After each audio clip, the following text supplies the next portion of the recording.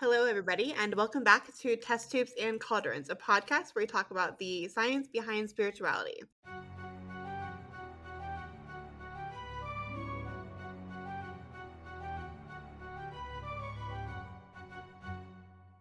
But we do have an announcement that we want to make. We have created a Discord server for the podcast after people have expressed quite a bit of interest. So we will have that linked in the episode description, both on YouTube, Spotify, and Apple Podcasts. If you would like to join, please feel free, feel welcome. We are planning lots of fun things, including kind of like scientific journal studies and also some occult studies based on papers that we read kind of with like both historical basis and also maybe studies that have some occult relevance to them. So we'll have those journal clubs and also just kind of chatting about our research and the podcast. And you can give us ideas for shower thought episodes and just engage with us further there. So if you would like to join, again, the link will be in the episode description. This episode, we are going to talk about psychics and the paranormal. This was an episode that we've had on the list for quite a while, and Hanny was very excited to talk about it this weekend, so we figured that we would go ahead and bring it up. But before we do that, we are going to do our What Happened on This Day. I believe it is Fel's turn. I don't think it's my turn, but it's my turn for It's now. okay. Well, we're going to do We're giving it to you anyway. So Fel's going to talk about our What Happened on This Day, and it is currently July 4th. Okay, so on this day, Marie Curie was born. Marie Sklodowska-Curie. I apologize to anyone who speaks Polish out there. She was a Polish-French chemist and physicist whose celebrated experiments on uranium minerals led to the discovery of two new elements. First, she separated polonium and then radium a few months later. With Henry Becquerel and her husband Pierre Curie, she was awarded the 1903 Nobel Prize for Physics. Later, she was also the sole winner of a second Nobel Prize in 1911, this time in chemistry. She unfortunately died of radiation poisoning from her pioneering work before the need for protection was known. Also, this is a synchronicity moment where apparently Marie Curie dabbled a little bit in spiritualism along with her husband. It more seemed like she attended reluctantly while her husband loved it. But also for this What Happened on This Day, I told them I had a surprise. So just so we all remember. Yeah, obviously no one can see me. I just pulled out a fife.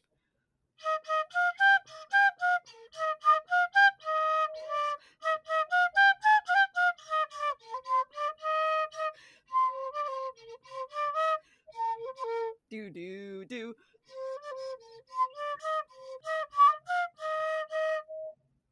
Yay! Brilliant! I'm gonna need some Yay! context. I'm gonna need some context for what just So that's the Yankee Doodle. That was the Yankee Doodle. He's like, what just happened?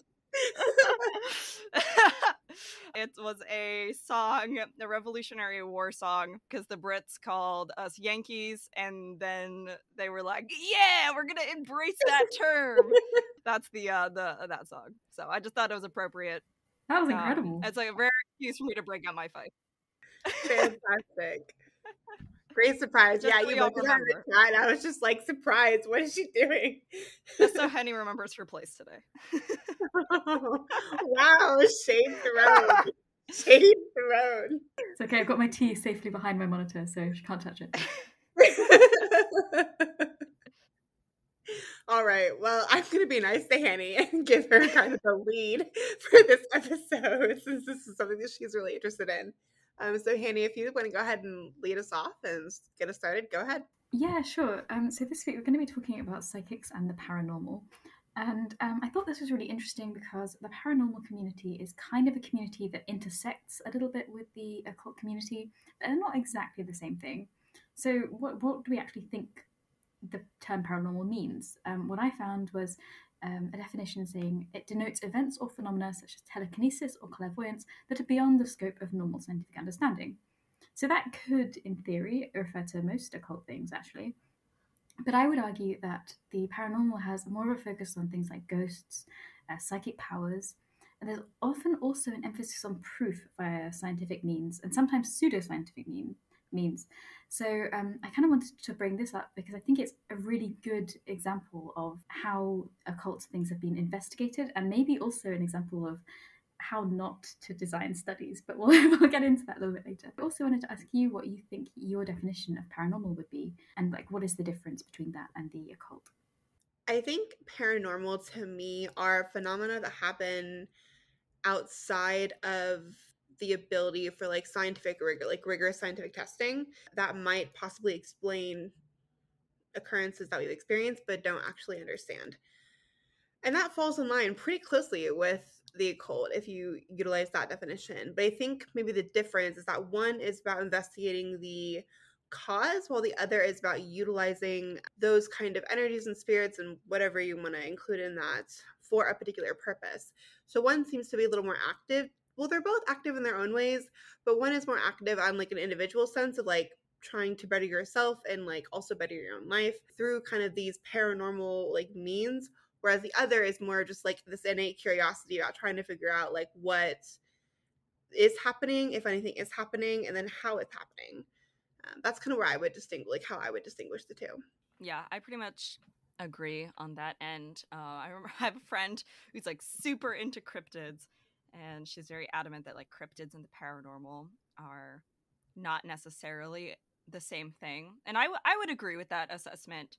I think they tend to be pursued by the same, like I think people who examine cryptids are also oftentimes the same kind of people who examine the paranormal. But yeah, I liked that assessment, Astra, of them, of it's like paranormal's more about the curiosity around these things versus any sort of wanting the paranormal to like improve your life in some way.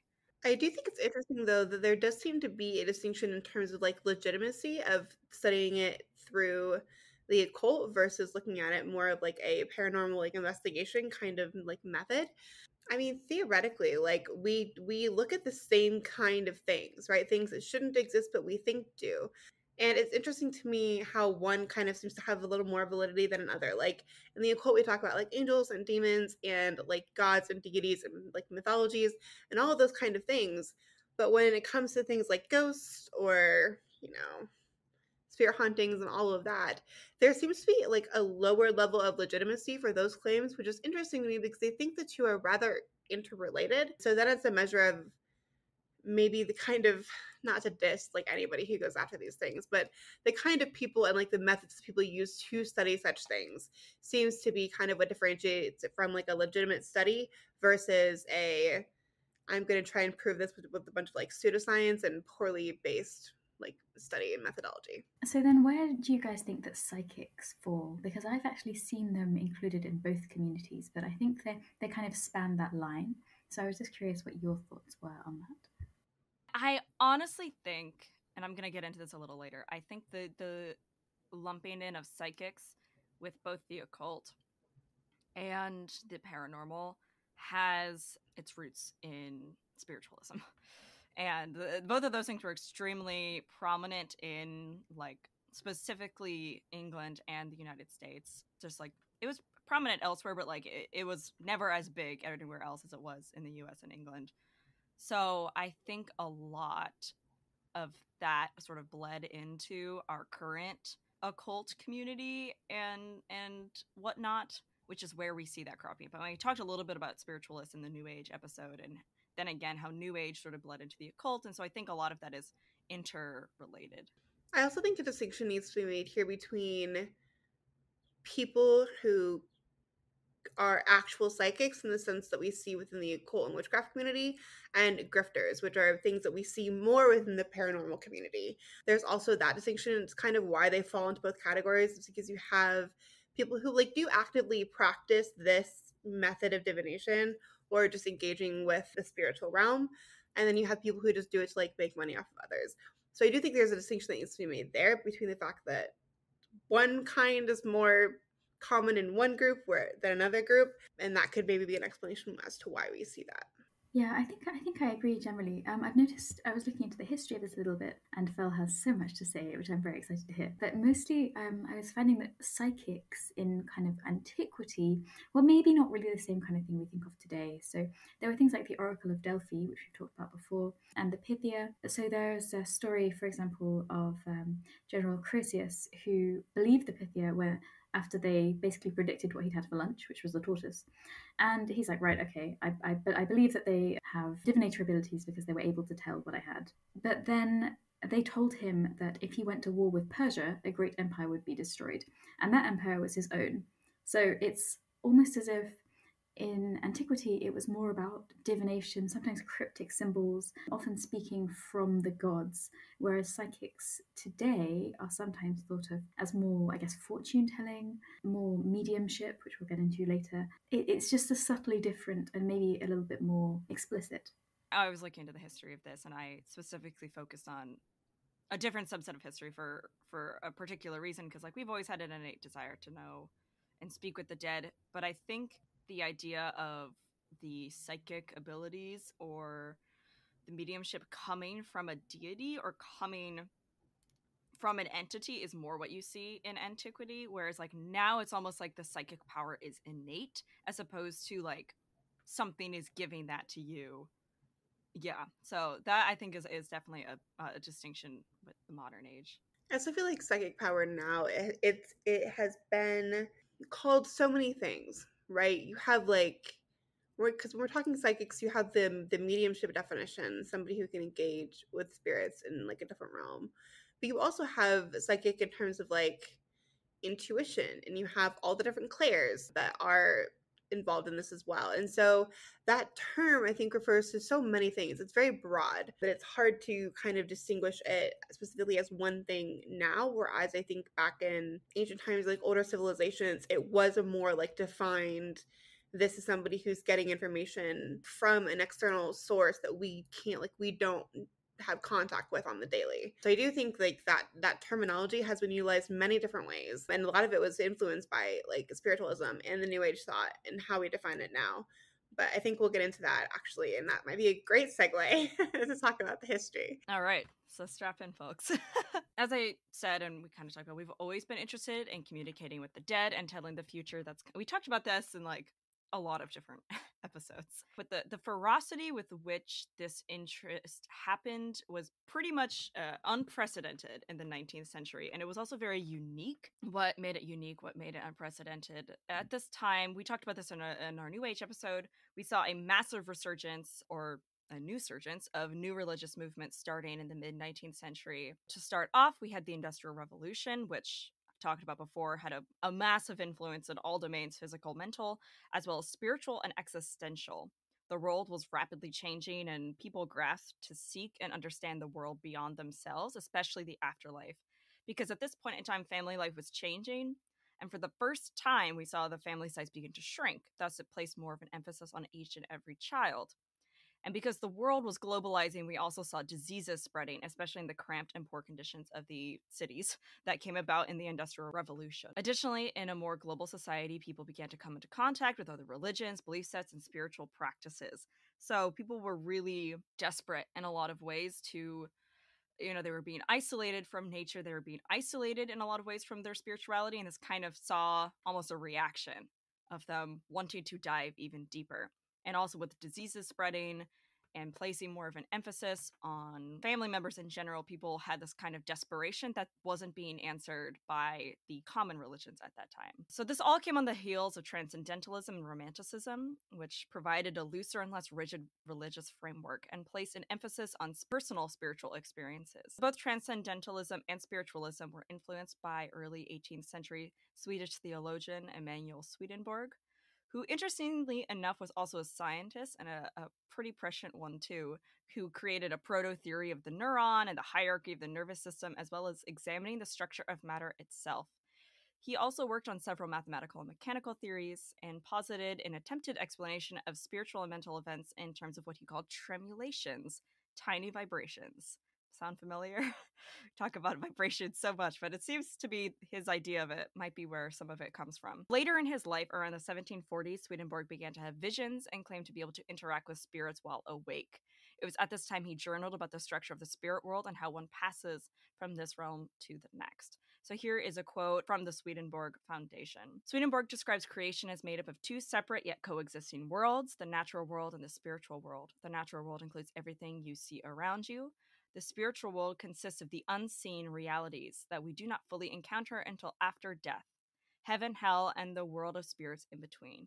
Interesting point of note, Swedenborg also believed in multiple hells and multiple heavens. He believed that in the spiritual world, people had bodies, they lived in houses, had some sort of community, and were surrounded by a very, very vivid version of Earth. Basically, it also was like this idea of manifestation in some sense. If you thought something, it would happen in the spiritual world. So if you thought of someone, they would appear. Swedenborg describes a realm where the inner state of individuals are reflected in their surroundings and where all life originates from. Yeah, Swedenborg was really, really fascinating. Hanny was looking into him a little bit and discovered that he coined the term correspondences, which we use all the time in the occult community. So he believed that these correspondences were, he didn't say the words microcosm, macrocosm, but he believed that something on the physical world represented something in the spiritual world, which is, microcosm, macrocosm, what correspondences are. The more that I dived into Swedenborg, the more I realized how much he's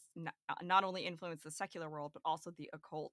I actually think a whole episode on him by Proof Beneficial. We could probably spend all day talking about Swedenborg. So I'll definitely include some resources in the description about him. Before I move on from him, because again, I could probably talk about him this entire episode, I just want to note in the 1760s, he claimed to have been in contact with spirits from Jupiter, Mars, Mercury, Saturn, Venus, and the Moon, as well as spirits from planets beyond the solar system. That's pretty wild. That's pretty wild, and also very unheard of. He believed in aliens, which was a very unique mindset for a theologian of the 18th Was century. he referring to spirits as in like in an alien sense, or is it more just like spirits of the planets? Because like if you're talking about planetary magic, right? Like each planet does have a spirit. They're considered malefic in a sense, but that's not necessarily always true. So every single planet like does have a spirit and a corresponding archangel. I'm curious to know if it was spirit in terms of extraterrestrial life, or if we're talking spirits as in the actual spirit of the planet in accordance to like planetary magic. So I do not think he was talking about planetary magic. When I was looking into this, he was also talking in the same time that he was like talking about communing with spirits from these places. He basically said something along the lines of that he believes that God, the creator, has made that the other planets are inhabited by individuals. I see. That's like a very rough yeah summary of what he said. And also at that time, they wouldn't have really made the distinction between like aliens, and they wouldn't know what to call them. Mm-hmm. That's why I think he said spirits, but that's a good point. So thought that was interesting. But yeah, Swedenborg. Very, very fascinating person. Next up on the influential figures, we have Franz Mesmer. Have you ever been mesmerized? Well, you could thank Franz Mesmer for that term. Mesmer also seemed to have some sort of proto-energy and vibration theory, which he called animal magnetism, which later became magnetism, which became mesmerism, which became hypnotism. Basically, animal magnetism was this invisible supernatural force shared by all things that could be transferred between, in effect, living things. He also experimented with energy healing in this way of like laying on hands. So like very much what we see in New Age circles. He was the forefather of hypnotism, although that term was not coined until James Braid came along. And James Braid was a Scottish hypnotist who introduced the metaphysical and spiritual properties of hypnotism. So around this time, we also saw the Reform movement. So the Reform movement was a time period in the US from the 1840s into the early 20th century. People usually are referring to the 19th century, though, when they say Reform movement. The Reform movement is pretty much exactly what it sounds like, a reform of the status quo. This was around the time, I believe, of the Third Great Awakening. The Second Great Awakening came, I believe, with Mormonism. Someone please correct me if I'm wrong. But there was like a lot of great awakenings, and they all happened in the same area of New York. It was really odd. This was also the time of transcendentalists, beginnings of women's suffrage, a fashion revolution, Shakers, Quakers, various labor reforms, and abolitionists. Many spiritualists were reformists, and conversely, many reformists dabbled in spiritualism. What is a shaker? Oh, joy. The shaker. 'Tis a gift to be simple, 'tis a gift to be free. That's a Shaker song. I think they broke off from the Quakers. They were basically an ascetic cult. They believed in that like Jesus was coming in their lifetime. They also believed that like people shouldn't cohabitate. So like that's why they died off, because they didn't have kids. So they didn't have men and women in the same areas, and they didn't have marriages. There's a Shaker commune that's like, well, it's no longer, it's like now a historical site It was a lot of fun. If you're in the US, you should go visit it. It's fun. And they slept on like boards. Yeah, they were very weird. They were very aesthetic, so that was pretty much their defining feature. They came out of this movement of wanting to reform some form of Protestantism. Yeah, the Shakers are a little nuts. The legend has it that on March 31st, 1848, the Fox sisters claimed to have made contact with a spirit who engaged through rapping noises, which was audible to witnesses. So the Fox sisters were famous or infamous, depending on who you talk to, spiritualists from New York. And this launched them into the spotlight, and really at this moment, the modern spiritualist movement took off. Today, the spiritualist movement is known very well outside of the occult community due to the fact that we regard it with heapings of skepticism and notoriety. And also, it's just fascinating. After the Fox sisters became a sensation, it quickly became apparent that demonstrations of the supernatural could be quite profitable. And so that's when the charlatanry began. Although the Fox sisters were also pretty well known to be fraudulent, this is when it was just the thing to do, was to be a spiritualist charlatan. Spiritualists employed the use of seances, automatic writing, hypnosis, spirit boards, and more. By the 1860s, spiritualism was not only a prominent movement, but a business venture. In America, it saw a massive uptick during the Civil War, as many spiritualists preyed on grieving families. In London, we saw the establishments of spiritualists and paranormal clubs, including the appropriately named Ghost Club, which wow. They're like, what should we call this club, guys? And they're like, we'll call it the Ghost Club. This was dedicated to studying the scientific validity of spirits and mediums, and one of the most prominent members was Charles Dickens, which should not be surprising that he was involved in the spiritualist community, given Christmas Carol. Pretty much since its inception, spiritualism has been under heavy scrutiny from the scientific community, which led to very interesting cycle of skeptics becoming converts and members becoming detractors. One investigator who used his newly developed system of forensic methods to examine these phenomena was Sir Arthur Conan Doyle. Magicians such as Harry Houdini spoke openly against spiritualism and mediumship. This makes sense given that magicians were inherently performative, would be able to understand the tricks that spiritualists employed. It would also kind of give them a bad rap, and to be tied up in this community that was, even at the time, kind of known for fraud was not something you really wanted to be a part of. We could honestly do a several part series on spiritualists. I mostly bring them up because their influence on the occult community and the New Age community specifically is undeniable. Many of our current understandings of psychics and mediums, and even certain divinatory methods, has its roots in spiritualism that touch nearly every corner of the US. In fact, some of the most prominent locations were actually rural, middle of the nowhere and not urban, which I find to be quite interesting. As I mentioned, there was the Ghost Club that was trying to examine the spiritualist community and the scientific validity of spirits. Spiritualists themselves, ironically, benefited from certain newly discovered either scientific theories or equipment, things like Pepper's ghosts or photography, which was very new at the time. They loved photography. If you Google spiritualists, you usually get a bunch of photographs. Right before its decline in the 1880s and 1890s, although it did see a resurgence during World War I, that was a pretty short-lived resurgence, I would say. Spiritualism also crossed paths with psychology, which allowed them to try to almost harden up their evidence and helps them to learn how to prey on the subconscious, such as cold reading. Cold reading is basically, if you go to, oftentimes, psychics, they will read you and be able to give you the answer that you want or the answer that you are expecting based on how you are presenting yourself. Psychology helped spiritualists do this. They were very sneaky, very smart people. In 1882, we saw the founding of the SPR, the Society for Psychical Research in London.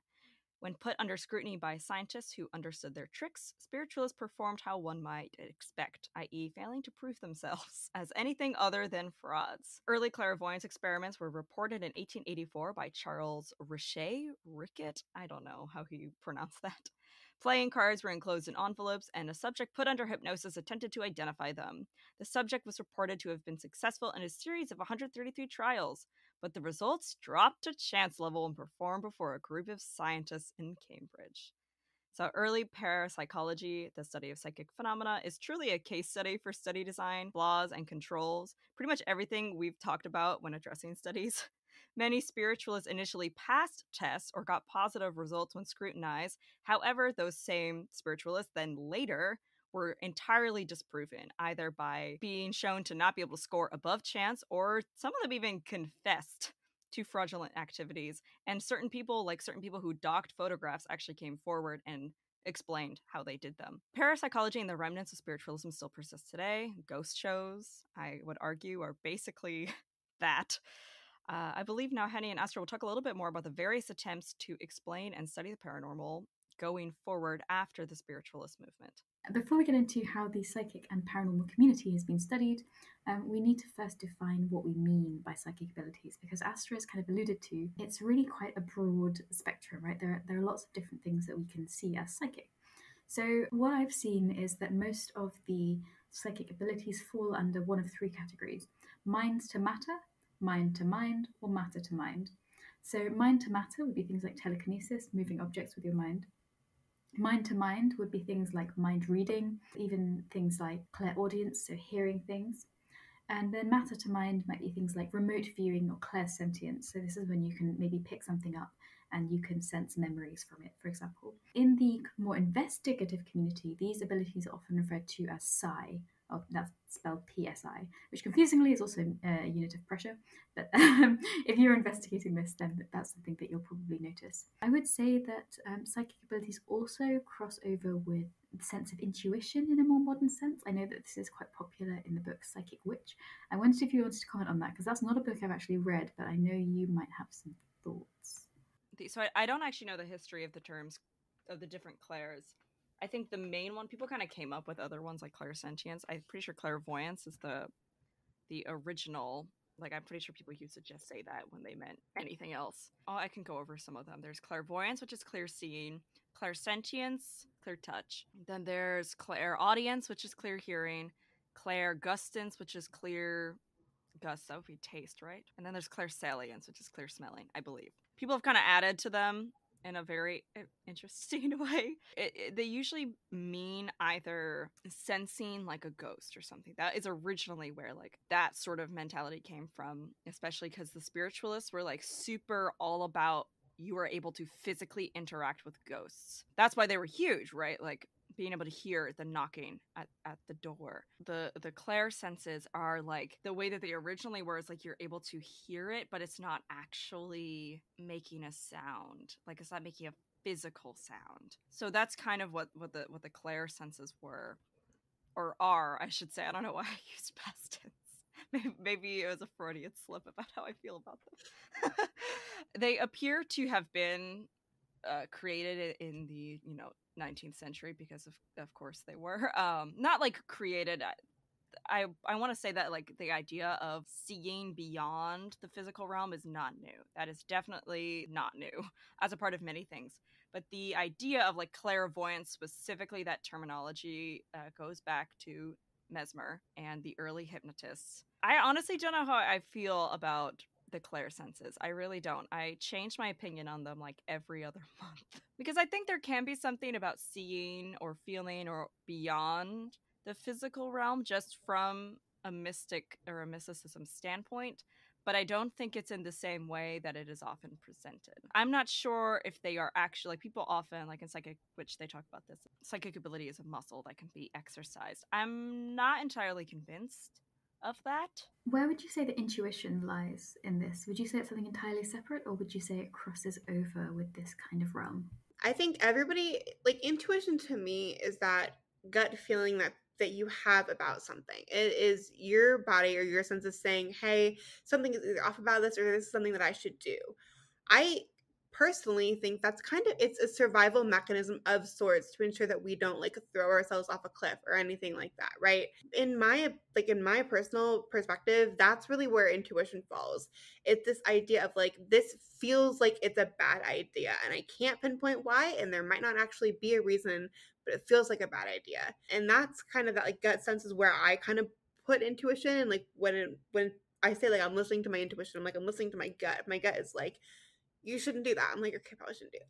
I struggle because I do think that there is some ability to engage with the spiritual realm. Yeah, this idea that it's like a muscle of sorts, I don't really prescribe to that idea personally, because I don't think that it's something that you can necessarily trained, because like Phil said, the way that it's presented, it makes it seem like it's this very tangible kind of interaction, and I don't think that's the case.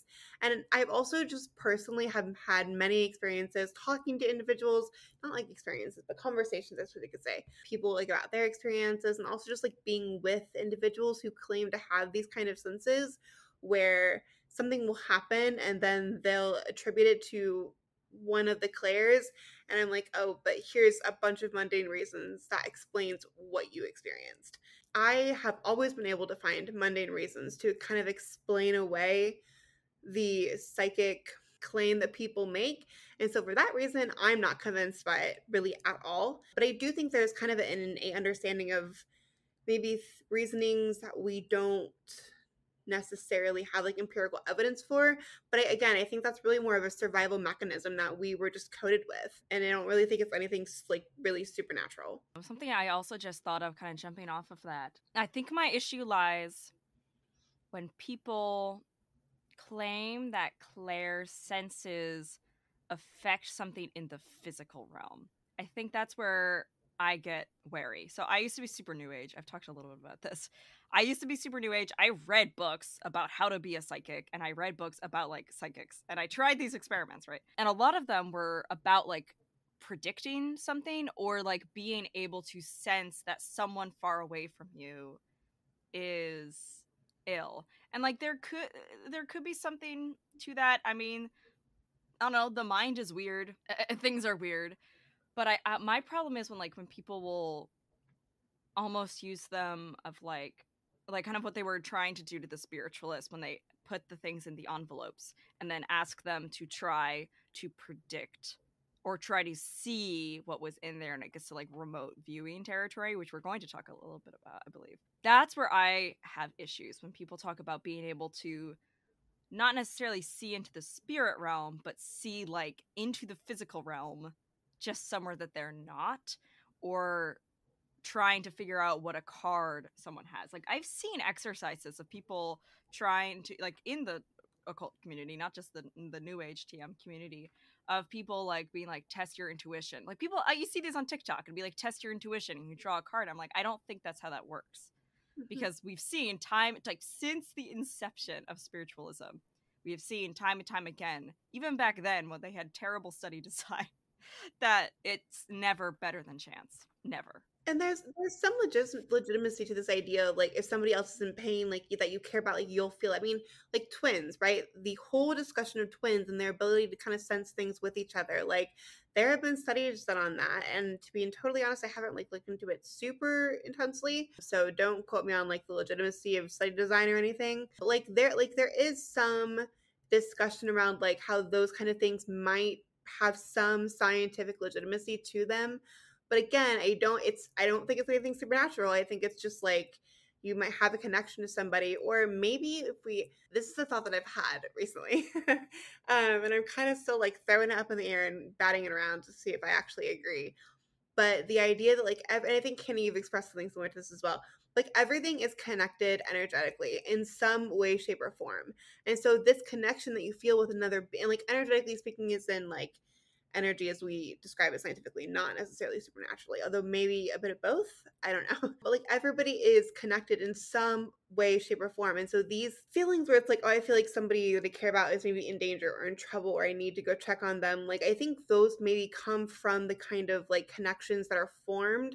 But again, I don't necessarily think that I would just like prescribe it strictly to supernatural and like clear sensing. I kind of think of it connections that like mushrooms and other like fungi create underneath the ground. Or mycorrhizal networks, or the hyphae, what the extensions. Yeah, I kind of think of it like that, right? In terms of how this energy is like connecting everything, but that's a topic for another day. And I also think it's important to note that people's intuitions, especially if they've grown up in a high stress environment, are often like uncanny. Like my own intuition, there have been like several things this year that I've been able to predict before they happened, but I have never once attributed it to me being psychic, because I know that I'm just extremely good at reading other people and reading between the lines and just reading the things that people say without saying anything. And it's uncanny, but I know that it's just my intuition. Well, and that's a traumatic response, right? Like it's literally a survival response. It's nothing to do with supernatural abilities. It's just that you, in order to survive, you had to learn how to read your environment much more, I guess, accurately than maybe other people did. Yeah, I have complicated feelings on this because there are certain things like having dreams, which I've kind of found to be quite spiritually useful, that I would guess you could kind of put in the sort of psychic realm. That's something that I do believe in, I do engage in. But yeah, I think my definition falls in line with Fell's, where it's when you're trying to predict something that's in the physical world, so kind of fortune telling, predicting a card, that kind of thing. That's where my sort of faith breaks down a little bit. And I found it really interesting because the interest in psychic abilities permeated long, long past the spiritualist movement, and it even persisted into US and USSR governmental research during the Cold War. So one thing that is commonly referenced to kind of back up the idea of psychic ability being something that's been verified by science, right, though it hasn't really, is the Stargate project. The Stargate project was a long-running but now defunct CIA project seeking to investigate the usability of ESP, or extrasensory perception, for military applications. So this would be remote viewing for spying. And as Fel mentioned, remote viewing is when somebody who is psychic sits and visualizes somewhere elsewhere and they're able to describe what is present. So the culture of fear created by the Cold War was really important in this because there was this perceived need for cybernetic research. And this research was seen in a similar vein to other technological arms races like the space race. The Americans would hear word that the Soviets had all this amazing psychic research, and so they'd run off and they'd be like, oh my goodness, we really need to get on this because otherwise, we're going to be behind and they could be spying on us. And this kind of sense of fear, I think, added to people feeling the need to legitimize the studies. But let's actually look into the studies and how valid they were. This was an interesting dive. So you can find the Stargate Project release yourself online. It included the release of some 11 million pages of research. I didn't read all of it, spoiler alert, but I did look into some of the remote viewing. And some of it's really striking because, first of all, you can notice how few subjects there were. There were just 2 in one experiment. And they were given target locations and maps. They were asked to describe the area that was given to them on the map, as well as annotating on the map where particular aspects were. But when you actually look into what the subjects said, they'd say things like, okay, this is like a rooftop, okay, and this is where light, and it kind of goes on in this sense. So it's very, very, very vague. The other problem is that the studies were not necessarily blinded. So obviously when somebody's describing something like that, and maybe the experimenter actually knows what the area of interest looks like, they're probably going to be quite eager to please, right? They're going to be maybe experimenters leaning in, the other person starts to pick up on that and they start to give feedback. So it's not a great example of a scientific study because the outcomes are so vague, there's no blinding, and the ability to kind of give information is confounded by the fact that the individuals are trying to please the experimenter. Did you guys look into this at all? I looked into it and I was at first horrified that there were only 2 people in the study. Like classic worst study design ever. But also, yeah, it was interesting with the locations and things that they were asking. I was surprised that because one of the easiest way to double blind the study would have been to just give coordinates, right? Just give the latitude and longitude of a particular place and ask people and see if they can provide a description and without any kind of knowledge outside of that. I was very, very surprised that they didn't do it that way because that would have been a way to double blind the study and you would have gotten more accurate results. So yeah, I read through it and I was just like, this study design is very odd. Like it kind of like you said, Hanny, it's like they're trying to push a narrative. And so there was a lot of like suggestion that was kind of presented, maybe not explicitly but like implicitly suggested to the participants, and that maybe led to the quote unquote positive result, even if you could even call it that. I don't really think it was actually that supported, but whatever. Something else I noticed when I was looking into the documents released was that a lot of the reviews would cite these amazing results, and then you'd actually go and look at the results themselves and they'd be something like what we described. The rest of the document would be things like talking about the results the Soviets got. However, if we go and look at what the Soviets did, there were people like Nina Kulagina, and she was influenced by the spiritualist movement very heavily, and she was found to use magnets to enact telekinesis. So there were definite fraudulent events. But unfortunately, this sense of fear and this culture of fear was kind of driving people to legitimize results where there maybe weren't really any. Something that was really striking to me is this quote from Dr. Joel Lawson, who was once head of the Naval Electronic Systems Command, was, "I have always believed that ESP is the only way to fight submarines." And I just think that really speaks to how much paranoia there was. When, in fact, during that time, there was actually quite a lot of technology which would have been really helpful to fight submarines without the use of psychics. And finally, one quote I found, which I think sums everything up for me. "We wish to express some concerns on the document's overall tone and composition.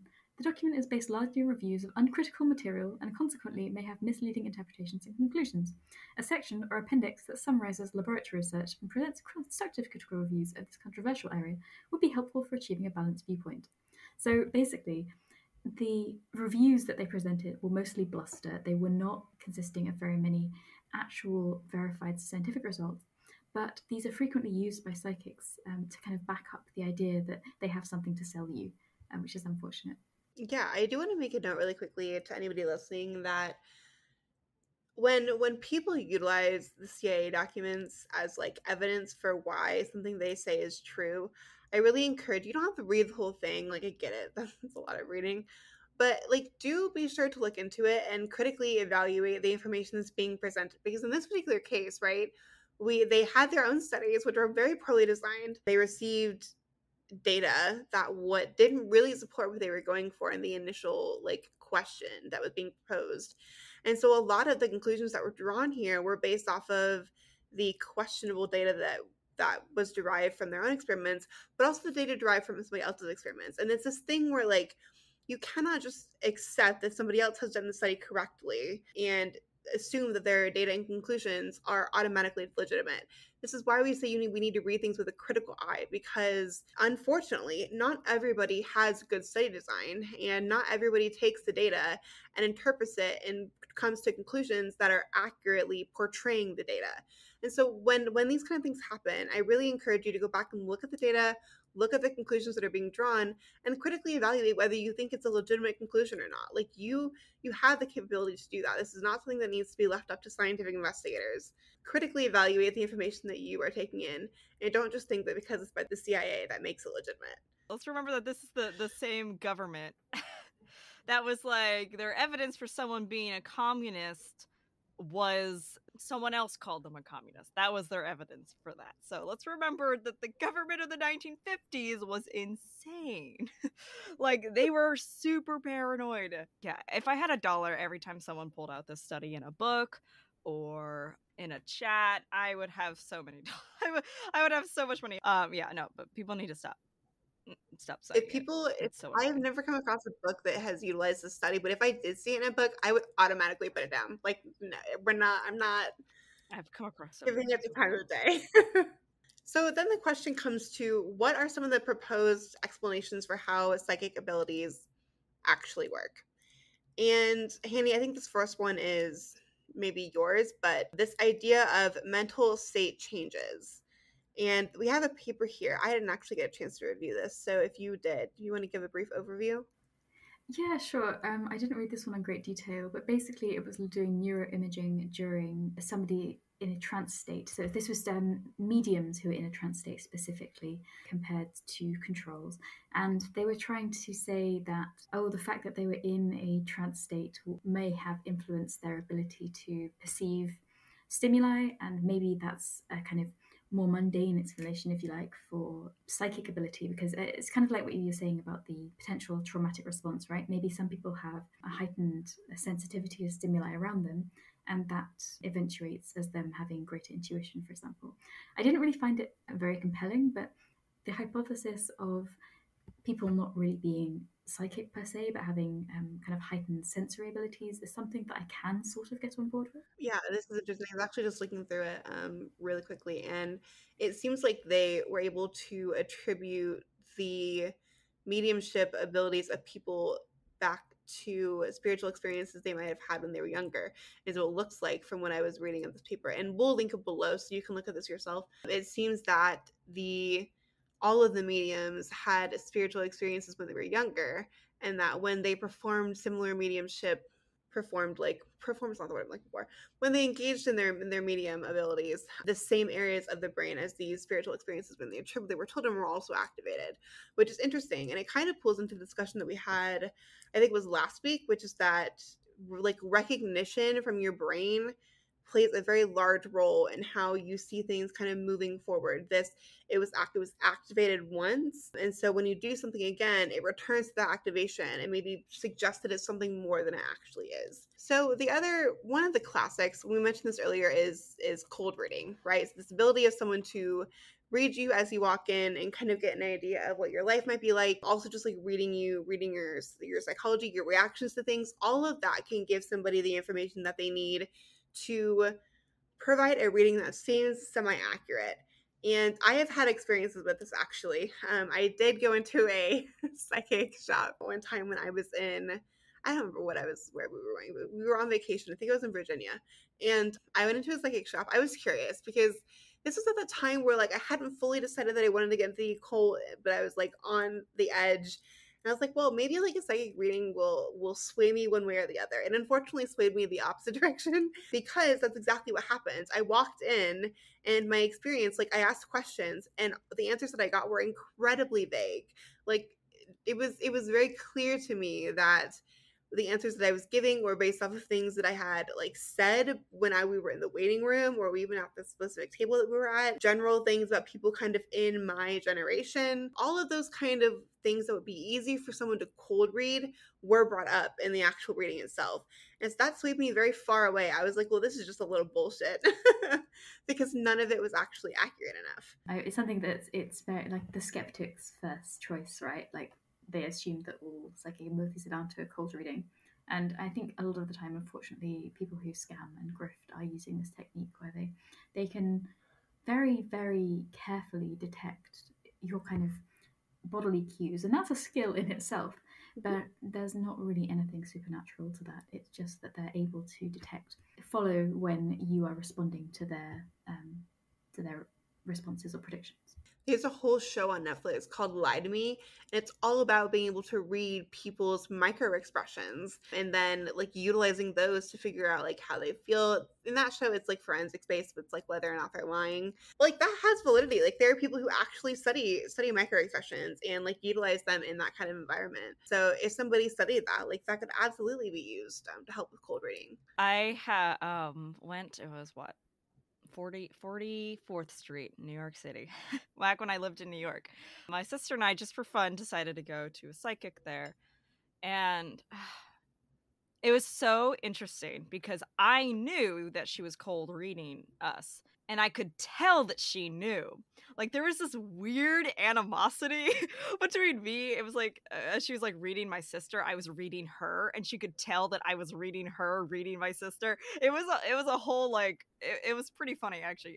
Now, just thinking about her being able to tell that I was reading her, reading my sister.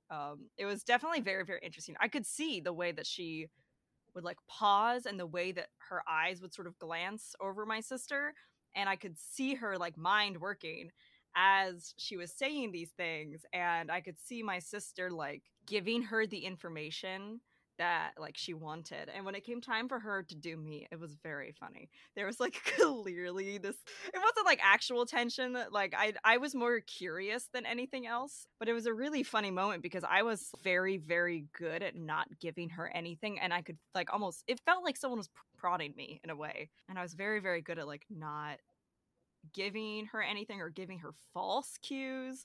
So that was kind of fun experiment I did on my own. I definitely don't regret it. It was definitely interesting. So that was my experience. Yeah, so I had a very, very unique experience with a psychic on 44th Street. I love that you have the street name. Okay, let's move into the next one. So we're going to talk about electromagnetic fields. So these were investigated substantially during the Stargate project, but very little of note was actually found. And the studies that did find some kind of difference with like remote healing really had no control group. So the studies themselves actually also noted that the theory of how it worked was incompatible with our current understanding of electromagnetism, as the proposed ionization charge would occur over the scale of microns rather than over distances. I'll refer back to our episode where we talk about crystals to go like super into depth with that. But before I get into this, I do think it is important to differentiate some terms here. So electromagnetic fields, also called EMFs, are caused by the motion of an electric charge. And keep in mind, this is a very basic definition, but I'm not going to go like super in depth here. A stationary charge, like if we were to remove motion, just a stationary charge by itself produces an electric field in the surrounding space. But the magnetic field requires the movement of this charge, hence the term electromagnetic field. Now, if you look into this topic, it's pretty rare to actually see people speaking about EMFs and healing from a macroscopic viewpoint. And actually, much of the data focuses on ELF EMFs, which stands for extremely low frequency electromagnetic fields. We're talking in the range of like 10 to 100 hertz, typically at about 15 hertz, or pulsed electromagnetic fields, which are pulsed low frequency electromagnetic fields used in many of these, quote unquote healing studies. So I won't go into substantial detail here because the number of studies is actually quite astronomical. There's a very large amount of studies that have been done. However, they often portray very conflicting data, different methodologies, different frequencies, and different strengths in terms of the magnetic fields, poor study design, and quite frankly, insignificant results. There is some legitimacy to the use of pulsed electromagnetic fields in bone healing as a non-invasive treatment because it's actually even been approved by the FDA, and I'll include a bunch of reviews below on that. But the thought there is that it has something to do with the calcium channels within our membranes, and so a flux in that has somehow led to calcium in the bones doing something to increase the healing rate. The information that I found there was not substantial, and so I don't really know how believable I consider that to be. It was actually very interesting, and I was doing a lot of research. There's a paper that came out in 2018 and another one in 2020 that looked at electromagnetic fields in relation to cytokines and their inflammatory response.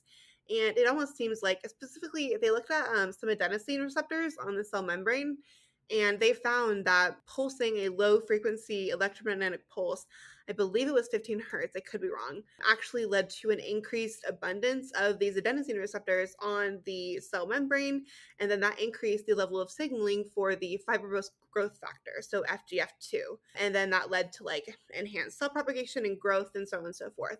That was interesting. Do I buy it? I don't know. I didn't read the paper like super closely and actually have time to fully analyze the data. But a lot of the more recent studies that I've found do suggest that if there is any effect, it's really mostly on the cell membrane, and it's not super significant. Like certainly not enough to like heal tissue and like make it grow together faster. There's actually the majority of the skepticism lies within tissue healing versus bone healing, which there does seem to be some kind of legitimacy to that. But again, I didn't look into it too much, and also there's so many papers on it, so you can do your own research there. And just to clarify, these are fields generated by machines, like the actual finding people who generate these electromagnetic fields like they claim. That's more the realm of the kind of spiritualist movement, more the realm of studies which have very, very poor methodology. It's a huge jump to say that somebody can remote heal due to these fields which already have kind of limited evidence.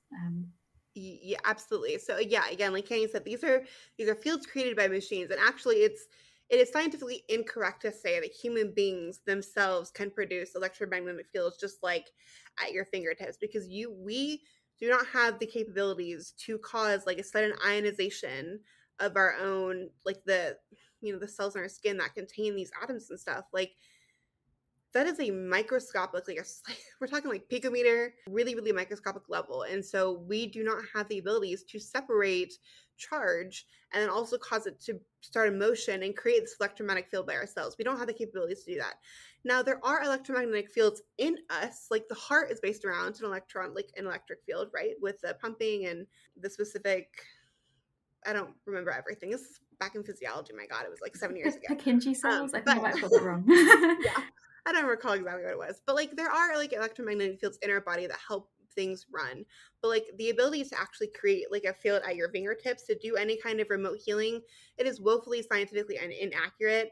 And if anybody uses that as like an explanation for how they're doing things, please run in the opposite direction, because it's not possible. So the last hypothesis for how psychic ability works is heritability. So there's this idea that often these abilities are passed down in families, and therefore that implies a genetic cause. And so I found a really surprising study which actually did some sequencing. Basically, what they did is they screened 3,000 individuals via an online survey, and they excluded those with delusions or psychosis. This took it down to 400, so quite a few people they excluded there. After conducting some tests to select a final shortlist, they had 13 psychics and 10 non-psychics for a case control study. And these were all age, ethnicity, and sex matched. They were all Caucasian women over the age of 37. The major issue, first of all, is that they conducted some tests to test the psychic ability of these psychics. The psychics were not significantly better than the controls at the tasks that they gave them, apart from remote viewing, where they were very slightly better. So that's already a problem in itself. But let's assume for a moment that perhaps their methods of screening psychic ability are flawed. So they performed exome sequencing. Exome sequencing just means they sequence the parts of the DNA which code for a protein. So it makes a protein which then goes into your body, and maybe it's an enzyme, or maybe it's a structural protein. It's a little bit confusing, as they also mention non-coding sequences in the paper. We'll get to that. Either way, they looked at the sequence of the psychic group, and they compared the genomes of that group with a large database and saying, okay, do we have any rare genetic variants enriched in this group which might explain their ability? The answer was no. They also found that the case versus the control had no difference in the protein coding region, so there's no protein that explains the difference between their supposed abilities. Finally, they did look at the non-coding regions, which is confusing, and they found a single SNP, so that's a single nucleotide polymorphism, in a non-coding region on chromosome 7, and it's in an area that basically regulates expression of DNA. But this is very, very likely to be due to chance. It's not an uncommon variation. There are only 10 controls, actually 9 after one of them had crappy sequence data. So it's probably that this is just due to chance. It's hyped up very much by psychic associations like noetic, but the actual quality of this evidence is quite poor. So I'd say on the back of this, there isn't really good evidence for heritability. It reminds me a lot of our discussion about the God gene, right? This idea that we are innately connected to divinity through this specific protein, and in this. It's one of those things where I think it returns me back to the idea that like it's entirely environmentally based and like how you were raised, and that having an influence on like the way that you perceive having a kind of like psychic ability. Yeah, I'm really glad that you found the paper. It was very interesting. So let's kind of talk about, we mentioned a couple of times in this episode the issues with all of the experimental designs with studies done in this realm. So let's talk about what kind of experimental designs maybe are typically applied to test psychic ability and how they could be improved. So it depends on the kind of ability being tested. The Stargate project was very concerned with testing remote viewing, as they were interested in applying this for spying purposes. But a vast number of different abilities have also been investigated to varying degrees. Precognition, seeing the future, mind reading, psychokinesis, remote healing, and even electrical interference. So we'll cover a couple of these examples here. So one of them, which was very, very popular, until it was debunked later, was an experiment by Daryl Bem, and this was testing precognition with a memory recall test. So basically what they did is they took a memory recall test, and then they asked people to guess what words they would be asked to recall, if I'm stating that correctly. So people were better at remembering words that they were asked to recall in the future, if that makes sense. Implying that they had some kind of inkling that they would be asked to recall them later. However, there are numerous studies that were done later which failed to replicate these results, so it's quite likely that this was either due to some kind of issue with the way the experiment was conducted, or maybe even statistical anomaly. Another really popular experiment to test remote viewing is called a Ganzfeld experiment, and these are still happening. Like, this is an active area of research, despite the fact that they've been performed by spiritualists since about the 1940s and haven't really shown convincing results. So a Gansfeld experiment is basically when you've got ping pong balls over your eyes to cover any sensory input. White noise is playing. There's also a red light. Don't know what the role of the red light is. It's unclear. And basically, this is a sensory deprivation, and you're left in that for 30 minutes. After that, somebody outside tries to mentally send you information to the individual undergoing sensory deprivation. So then they have to describe what they can see. The experimenter records it. In theory, they're blind to the information that's being sent. And at the end, the person who's been in sensory deprivation chooses from a selection of targets to evaluate. So they say, okay, what information was I sent? But the issues are ping pong balls, shockingly, not very good at shutting out sensory information. There's often issues with improper blinding of the studies, statistical errors, poor randomization, so often the same targets would come up again and again. Sometimes even videos would be obviously replayed. Claude, please be quiet. And basically a meta-analysis came out saying, oh, these are a great success. They found a hit rate which is higher than chance, but they excluded all the failures to replicate. So this is again using statistics to get the result that you want rather than honestly analyzing all of the data available. And it's interesting that a lot of studies that are coming out now that are retesting studies that were done previously are showing that they aren't significant, like the one that we touched upon earlier in the episode. So many of these studies that showed hits, when they're being replicated, they're no longer being significant, and it's resorting back to random chance, which is really kind of destroying this reputation that spiritualists previously held as like being legitimate. I wanted to ask what your thoughts are on how to properly design an experiment to test psychic ability. How would you do this? Fel, you too. You're not a scientist, but you're a scientist for this podcast. Phil has to listen to us talk, so she's a scientist in that regard. That's how you guys can confer upon me a degree. We should have a little graduation ceremony for me at our 1 year. I just feel like it's so hard because, like, I see here that there's a spiritual shower thought. If we assume all claims made by psychics are true, is it actually possible to run a blinded trial? I thought that was funny. I mean, you'd have to get a diverse amount of people. And I feel like who's running the study determines a lot about its outcome in this situation, because we saw with the spiritualists that they would often, when they were tested by people who believed them or inclined to believe them, they would often skew towards the positive, or like being like skew above random chance. When they were later done by skeptics, especially those of like Cambridge, like they would then fail. So I think it depends too a lot on who's running the tests, because then you run into the issue of you don't want the psychics to cold read the people who are giving the test, which could be a very legitimate concern. God, I don't even know where you would begin. You'd have to separate each sense. You couldn't just do all of them all at once. I feel like clear sight, remote viewing would probably be the easiest one to test. Have someone like in that corner who's like able to actually like say what is happening over there. But again, I feel like it would be really hard to tell the difference between someone cold reading or random chance. Unfortunately, I do think that the clairsenses and kind of psychic ability in general is one of those things that I don't know that we can study and study well, just because of the nature of what it is. I do think, like Fel said, if we were going to design something, it would need to be for one very specific thing.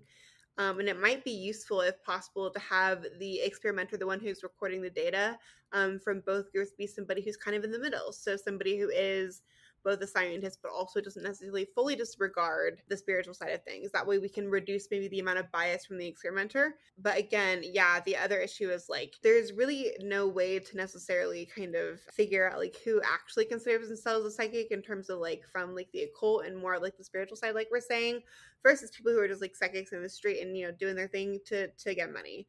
And so in that regard too, kind of evening out the playing field of like what we're defining as psychic would be really important. Also from the groups of people like who we choose from, there would also need to be kind of a vetting process there. And even then, I don't think you would get rid of everybody who is like a fake psychic. Reproducibility is a big one. If you do the experiment once, you better be doing it like five times. And if you get significant results, like, then I think you can say something. But yeah, I mean, I really like the experiment that we talked about. I don't remember what episode it was, where someone, like, I think it was psychics, they put their hand over another person's, like, feel their aura. That's right. And they found it was random chance. Like, actually, the way the study designed was, like, relatively well done, in my opinion, with a couple of, like, things we talk about. But that's, like, I don't know, that's one of the better ways to do it, I think. Like, you just really have to kind of leave it up to random chance. And I think it's hard. Again, this is one of those things that I'm not sure there is really a very good way to study it. Is it something that should be studied? I don't know. I think it's hard to do. Hanny, do you have any thoughts? If we don't study it, how are we going to stop the submarines? No, I guess I'm thinking the problem for me would be like standardized outcome measures. So what kind of things would we be able to measure and quantify? So I guess I would be thinking about like mind reading, for example. Maybe you could test that by blinding somebody, giving them so that they were given an image which was unknown to the experimenter, and then somebody through a glass panel is able to look at them and maybe raise up what they have, like what they think the other person has. But again, it's really difficult because I think in a lot of the experiments I've seen, psychics have been quite critical because they've said, oh, well, this experimental technique was too sterile. I wasn't able to use my abilities because I felt too nervous, or oh, I wasn't able to interact with the person and I need to do that. So yeah, it's really, really hard to test because when we're trying to get rid of these variables which could contribute to things like cold reading, we're also taking them out of an environment where they would normally be doing their readings. So yeah, I don't know that it's something that is easy to test. It's an interesting thought though, and I'd really be interested to see what our commenters have to say about it. That in of itself, though, like the need to be like with somebody when you are like doing a psychic reading, like that to me just kind of perpetuates the idea further, right? That it like truly isn't actually psychic. There are other things happening. The ability for somebody to cold read somebody, being able to pick up on kind of these like micro expressions or anything that they might be doing. And so it's almost like if it doesn't perpetuate itself in a scientific study, and you absolutely have to engage and like interact with somebody to have this kind of ability, like that really calls into its legitimacy again, in my opinion. I do like your idea of maybe like having them pick up something, and if the other person picks up the same thing, seeing if that like ability, that like I don't even know what to call it, clairsentience maybe, like that would be a really interesting study to test and see if it went above random chance. But I don't know, especially because there are a lot of psychics who claim they can do work without physically engaging with people. And so they say they'll be like, yeah, like I energetically connect myself to this person and I'm only able to do, or like then I can, do this reading. And it's like, if you can do that, then why doesn't it work in this other setting, which is the same thing? You can still energetically connect yourself to said person. It's like, if it works in this way, why shouldn't it work in this one? Like, if that is your excuse, then explain the discrepancy. Yeah, so if you are following us on Instagram, I invite you to join us with your scientific study design to test psychic ability, because I think that this is really hard to design, and it would be really interesting to hear your thoughts. Okay, I think that's all we have for this episode. It is a bit longer, so sorry about that, everybody. But let's go into final thoughts now about what we think about psychics and the paranormal.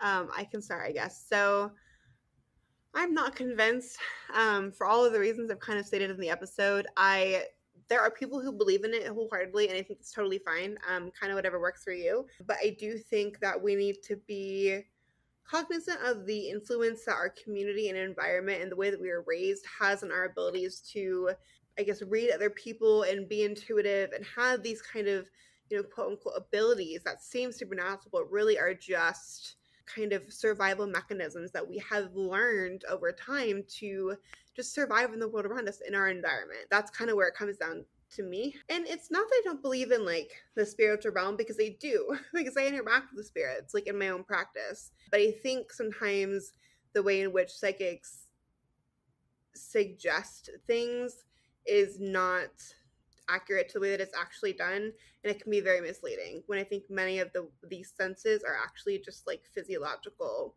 manifestations of trauma and things we've experienced in the past. I don't want people to come away from this and think that I'm like totally knocking all psychics or mediumship or like clair abilities. I just, again, like we see with the new age, I just struggle when people try to prove them because I don't think they are provable. I just be frank, I don't think they're provable.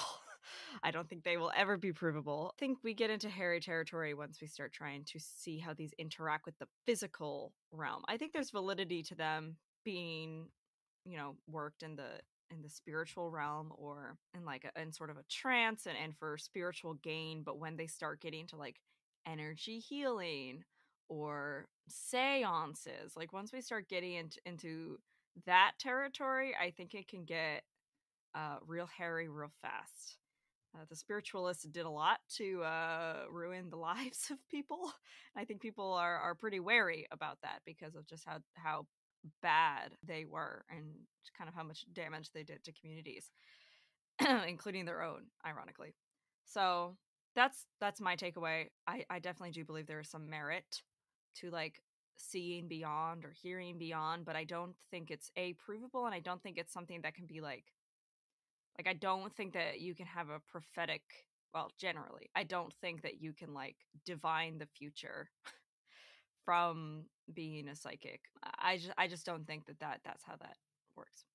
So that's my final thoughts, I guess. Yeah, I'm on a similar kind of page to you. Like, I don't dismiss everything completely out of hand. And I think there are certain things like prophetic dreams or like journeying and trance state, which I'm more likely to kind of buy into. But that's because they don't have these associations with pseudoscience, basically. I think it's really telling that the parapsychological community are still trying to use the same kind of experimental design that they were using back in the 1940s, and they still haven't proved it. They're still having issues with replication. And so I'll wait and see if there is anything more convincing in that realm. But for now, I think that the science of psychics and the paranormal is a no for me. All right. And with that, we're going to go ahead and wrap it up. Thank you so much for listening. But until then, we will see you next week. Have a great week, everybody.